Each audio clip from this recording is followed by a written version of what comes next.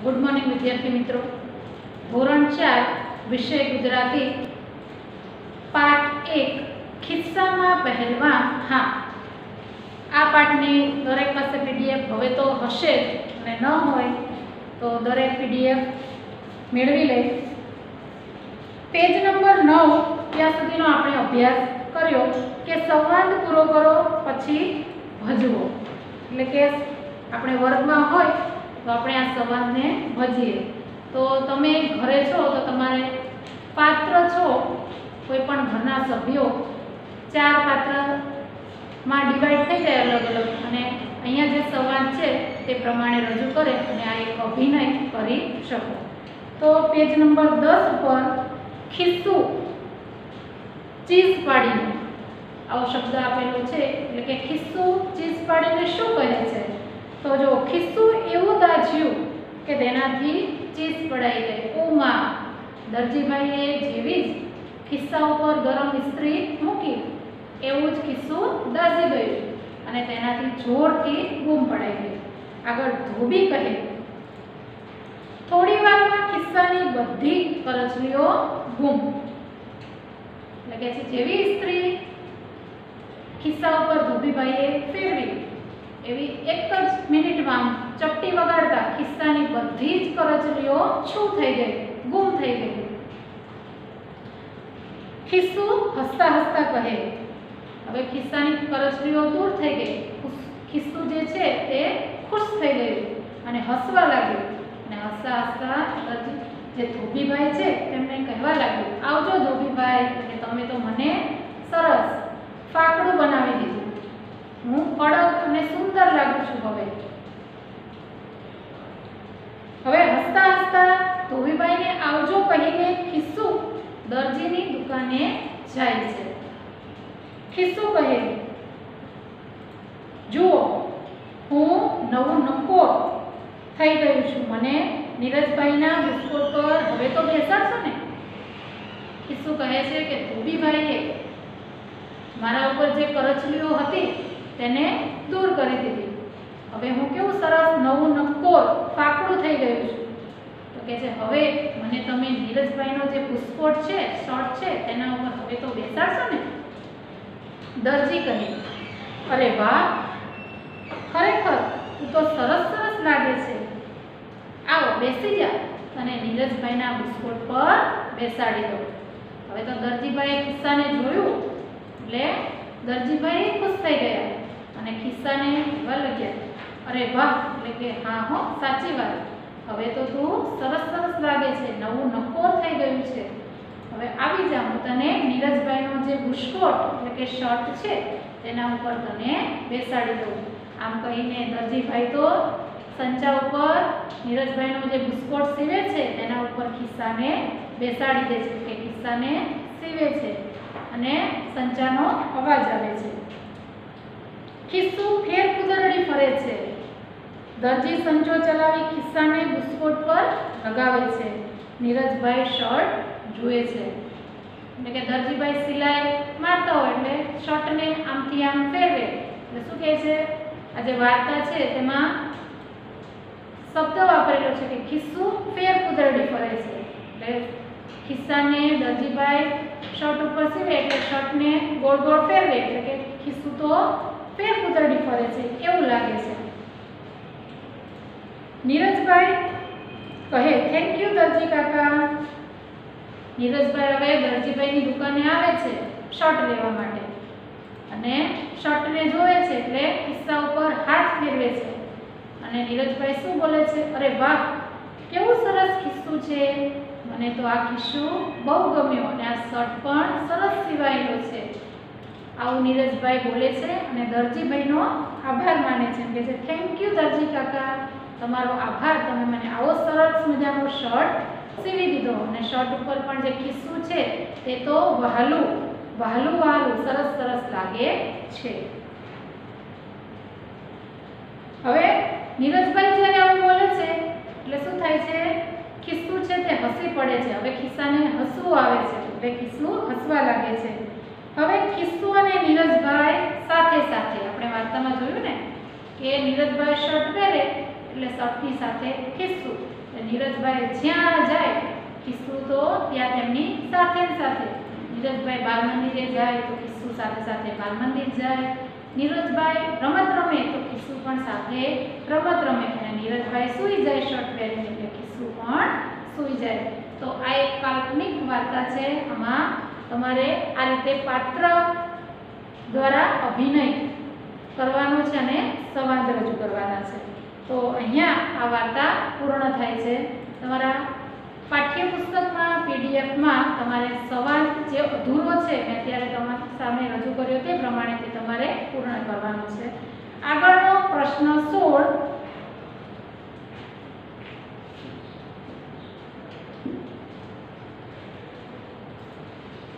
ખિસ્સા જુદા જુદા પ્રકારના કેમ હોય? તમે shirt, pant, frock, one piece, dress વગેરેમાં તમે ક્યાંક ને ક્યાંક ખિસ્સું જોયું હશે. તો આ બધા ખિસ્સા શું એક જેવા હોય છે? ના, બધા ખિસ્સા અલગ અલગ હોય છે, જુદા જુદા હોય છે. તો આ ખિસ્સા કેમ અલગ અલગ હોય છે, કેમ જુદા જુદા હોય છે? તો નીચે જુઓ, તમારા પાઠ્યપુસ્તકમાં ઘણા બધા ખિસ્સાના ચિત્રો આપેલા છે. કેટલાક ખિસ્સા આ રીતે હોય છે.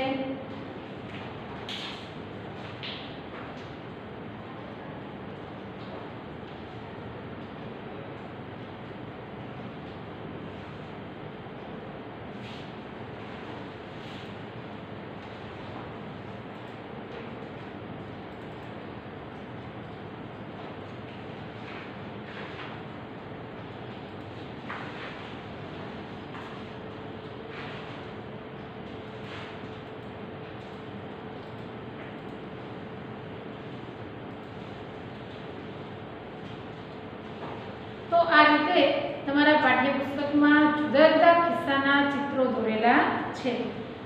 તમે બે ખિસ્સા દોરો. આટલા બધા જે ખિસ્સાના ચિત્રો છે એમાંથી તમારે તમારી CWની નોટમાં સરસ મજાના બે ખિસ્સાના, તમને જે ખિસ્સું ગમે તેવા બે ખિસ્સાના ચિત્ર દોરવાના છે. એક ફક્ત ફેશન માટે, એટલે કે તેમાં કોઈ વસ્તુ ભરવાની ન હોય, બસ ફેશન માટે, શોખ માટે, સારું લાગે તે માટે. તો કહે છે એક ફક્ત ફેશન માટે અને એક ચોક્કસ કામ માટે. તમે જે બે ખિસ્સા પસંદ કરો તે તમારે એ પ્રમાણે પસંદ કરવાના કે એક કંઈ વસ્તુ ભરવા માટે નહીં, પણ સારો દેખાવ આવે જે કપડાં પહેર્યા છે તેના માટે, કે ફેશન માટે. અને એક છે તે સ્પેશિયલ વસ્તુ મૂકવા માટે, કે તમે આમાં કંઈક વસ્તુ મૂકી શકો તે માટે તમારે બે ખિસ્સા દોરવાના. હવે તમે આ જે ખિસ્સો દોરો છો તેમાં તમે શું વસ્તુ મૂકશો? તમે બાળકો છો તો તમે પેન્સિલ મૂકો, કે પછી લખોટીઓ મૂકો, કે પછી કાંઈક સિક્કા મૂકો. તો તમે જે વસ્તુ ખિસ્સામાં મૂકવાના છો તમારે તે વસ્તુનું પણ ચિત્ર બનાવવાનું.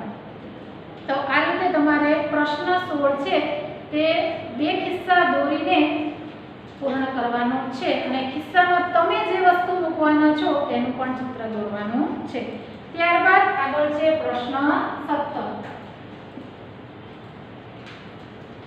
જો પ્રશ્ન 17, જૂથમાં કામ કરો, એક સભ્ય પાઠ મોટેથી વાંચશે. પાઠ એટલે કઈ? આજે પાઠમાં તમે જે ખિસ્સા વિશે વાર્તા જોઈ તે. બાકીના ગણશે કે ખિસ્સું વાર્તામાં, આ જે ખિસ્સું વાર્તા છે તેમાં આ જે નિશાની છે અને શું કહેવામાં આવે? તો પૂર્ણ વિરામ. બીજી જો નિશાની શું છે? આ રીતની તમારા પાઠ્યપુસ્તકમાં એક નિશાની છે કે છે આ નિશાનીને શું કહેવામાં આવે?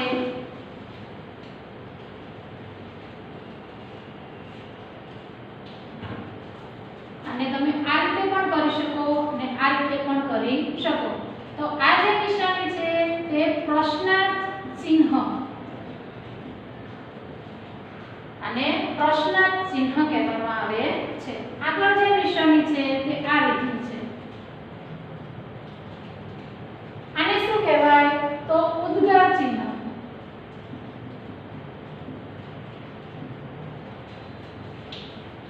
જો તમારું જે પાઠ છે તેનું જે શીર્ષક, જે નામ છે તેમાં પણ આ નિશાની છે. ખિસ્સામાં પહેલવાન, પછી પ્રશ્નાર્થ ચિહ્ન છે હા અને પછી ઉદ્ગાર ચિહ્ન છે। તો તમારે આ જે વાર્તા છે કિસ્સાની તે પહેલેથી છેલ્લે સુધી વાંચવાની અને આ વાર્તામાં પૂર્ણ વિરામ કેટલા છે, પ્રશ્નાર્થ ચિહ્ન કેટલા છે અને ઉદ્ગાર ચિહ્ન કેટલા છે તે તમારે શોધવાના છે। આગળ જુઓ તો તમારે આ જે નિશાનીઓ છે તેને તમારે તમને ગમતા બે વાક્યો લખવાના છે। તો હું મને ગમે તે બે વાક્યો અહીંયા લખું છું। કઈ નિશાનીના? તો પૂર્ણ વિરામના। જ્યાં પૂર્ણ વિરામની નિશાની છે તેવા બે વાક્યો હું અહીંયા લખું છું। રોજ રોજ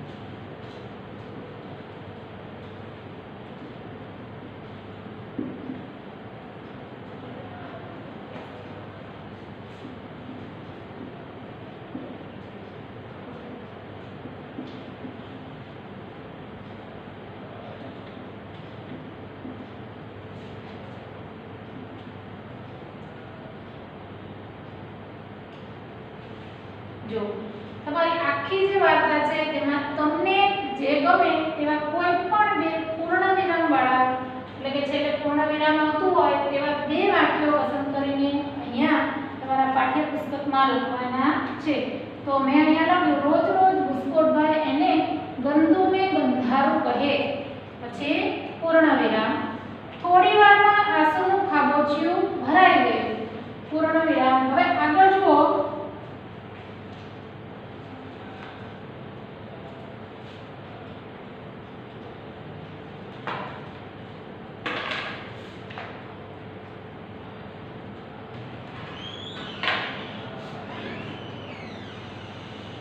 प्रश्नार्थ चिन्ह।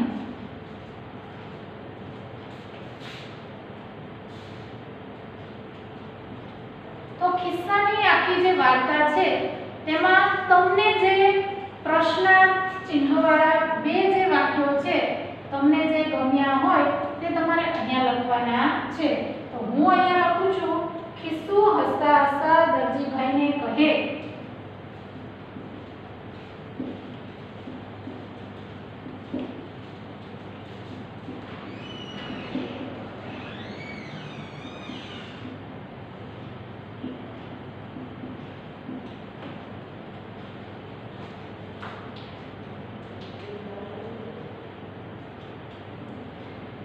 दरजीभाई केम छो?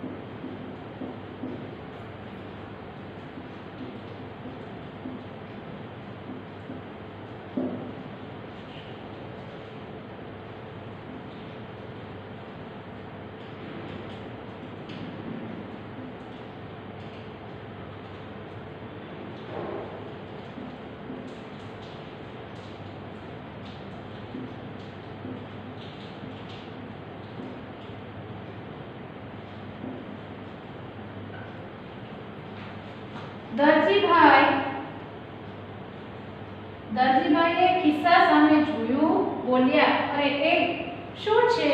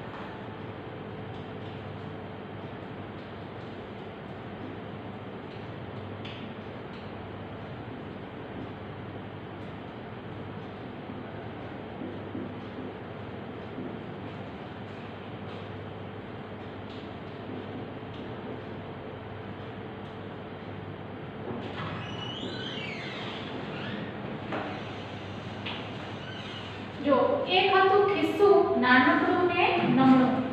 ખિસ્સું કહે, એમ શું કહો છો બુસ્કોટભાઈ? તો અહીંયા મેં જે આ 6 વાક્યો લખ્યા છે તે પણ તમે લખી શકો, અથવા તમને વાર્તામાં જે વાક્યો ગમે છે તે લખી શકો. તમારે પૂર્ણ વિરામ, પ્રશ્નાર્થ ચિહ્ન અને ઉદ્ગાર ચિહ્ન આ ચિહ્નોને ધ્યાનમાં રાખીને કોઈ પણ 2 વાક્ય લખવાના છે. આગળ છે ગીતડું ગાશો ને એક ચણો ખાડામાં પડ્યો. એટલે કે આપણે આ પાઠની શરૂઆતમાં જે ગીત ગાયું તે ગીત તમારે ફરીવાર ગાવાનું છે. તો બાળ મિત્રો, દરેક તમારી પીડીએફમાંથી જોઈને આ ગીત ગાશો અને પાકું કરશો. આગળ પ્રશ્ન 18, આપેલ સંવાદ મોટેથી વાંચો. જો તમારા પીડીએફમાં પેજ નંબર 11 પર કેટલાક સંવાદ આપેલા છે, આપણે તેને મોટેથી વાંચીએ અને સાંભળીએ. 1. આરવ કહે, તને ખબર છે ગજવું એટલે શું?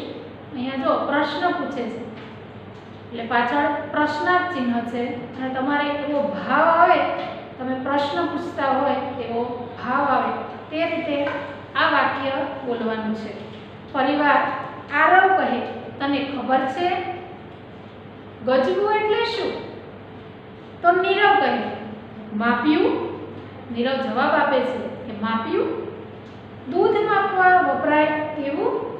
પછી પાછો કહે છે માપ્યું એટલે કેવું? તો કે દૂધ ભરવા માટે, દૂધ માપવા માટે જે ભરાય છે, વપરાય છે તે માપ્યું. આરવ કહે, અરે ના. ઉદ્ગાર ચિહ્ન, જો કંઈક આશ્ચર્યચકિત હોય એ રીતે પ્રશ્ન પૂછતા હોય તે રીતે, એટલે કે છે અરે ના. ગજવું એટલે ખિસ્સું. શું કહે છે? ગજવું. એનું બીજું નામ છે ખિસ્સું. આરવ કહે, હા, ખિસ્સાને ગજવું પણ કહેવાય. આરવ કહે છે કે ખિસ્સું છે જે તેને પહેલાના સમયમાં લોકો ગજવું પણ કહેતા, એટલે કે ખિસ્સાને ગજવું પણ કહી શકાય.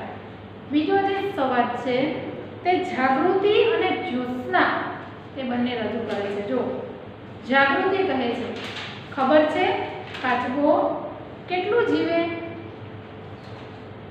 તો જ્યોત્સના કહે, મને ખબર છે 100 વર્ષ. જાગૃતિ કહે, શી વાત કરે છે? કાચબો 100 વર્ષ જીવે? જાગૃતિ કહે, હા, કેટલાક કાચબા તો તેથી વધુ જીવે. જ્યોતિ કહે, 100 વર્ષ કેટલું બધું કહેવાય નહીં? તો બાળ મિત્રો, તમે આ જે સંવાદ છે તેમાં જોઈ શકો છો કે મોટા ભાગે પ્રશ્નાર્થ ચિહ્નની નિશાની છે અને ઉદ્ગાર ચિહ્નની નિશાની છે. તો અહીંયા પ્રશ્ન પૂછે છે અને સામે જે બીજું પાત્ર છે તે તેનો જવાબ આપે છે અને બંને આ રીતે ચર્ચા કરે છે. ત્રીજો જે સંવાદ છે, મમ્મી કહે, માણસને કેટલી આંખ હોય? આવો તો કંઈ પ્રશ્ન પૂછાય, બધાને ખબર હોય કે માણસને 2 આંખ હોય. શ્રેયા, ઋતુ અને શ્રેયા બંને જવાબ આપે છે કે 2. પાછું શું બોલે છે? વળી, 2 વળી. એટલે કે બધાને ખબર હોય કે માણસને તો 2 જ આંખ હોય. મમ્મી કહે, પક્ષીઓને? આપણને તો 2 આંખો છે, પણ પક્ષીઓને કેટલી આંખો છે? તો ઋતા અને શ્રેયા બંને ફરીવાર કહે છે કે 2 જ હોય ને. માણસને 2 આંખ છે ને પક્ષીઓને પણ 2 આંખ છે. પ્રાણીઓને પણ, એટલે કે પ્રાણીઓને પણ 2 આંખ હોય, પક્ષીઓને પણ 2 આંખ હોય. મમ્મી કહે, મધમાખીને? હવે જીવજંતુની વાત આવે અહીંયા કે છે મધમાખીને કેટલી આંખો હોય? શ્રેયા કહે 1. મમ્મી કહે, સોરી, ઋતા કહે 3. હવે મમ્મી કહે મધમાખીને 5 આંખ હોય. હવે આ 5 આંખ તમને બતાવવા માટે તમારા પાઠ્યપુસ્તકમાં મધમાખીનું ચિત્ર છે અને તેની 5 આંખો ક્યાં છે તે પણ દર્શાવેલું છે. તો દરેક પીડીએફમાં જો મધમાખીનું ચિત્ર અને તેને 5 આંખો ક્યાં છે તે જોવો અને સમજો. તો ઋતા અને શ્રેયા બંને કહે, ઓહો, મધમાખીને 5 આંખ હોય? બંનેને આશ્ચર્ય થાય છે કે મધમાખીને 5 આંખ હોય. પછી ચિત્રને ધ્યાનથી જુએ છે અને 5 આંખ શોધે છે. તમે પણ જે ચિત્ર છે તેમાં 5 આંખ બતાવેલી છે તેને જુઓ. પાછળ પ્રશ્ન નંબર 19, જૂથમાં કામ કરો. નીચેનામાંથી કોઈ પણ 3 વાક્યો પરથી સંવાદ બનાવો અને વર્ગ સમક્ષ રજૂ કરો. તો તમે અત્યારે ઘરે છો એટલે તમારા પેરેન્ટ્સ સાથે આ સંવાદની ચર્ચા કરી શકો છો. તો જો અહીંયા કેટલાક પોઈન્ટ આપ્યા છે. ઈયળનું લોહી ઠંડુ હોય છે. દેડકા શિયાળા ઉનાળામાં ઊંઘી જાય છે.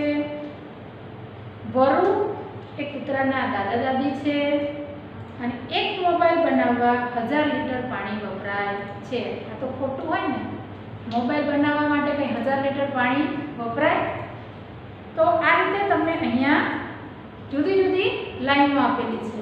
તો આમાંથી તમને જે લાઈન ગમે તમારે તેના આધારે નીચે 2 લાઈન લખવાની છે. જેમ કે અહીંયા લખ્યું છે કે દેડકા શિયાળા ઉનાળામાં ઊંઘી જાય છે. કેમ આવું કહ્યું હશે? કારણ કે આપણે જોઈએ તો મોટા ભાગે દેડકા આપણને ચોમાસાની એટલે કે વર્ષા ઋતુમાં જોવા મળતા હોય છે. એટલે કે ચોમાસામાં દેખાય છે. એટલા માટે અહીંયા આવી લાઈન રજૂ કરી હોય કે દેડકા છે તે શિયાળા અને ઉનાળામાં શું ઊંઘી જતા હશે, સૂઈ જતા હશે? કેમ નહીં દેખાતા હોય? માત્ર ચોમાસામાં જ જાગતા હશે. ચોમાસામાં જ દેખાય છે.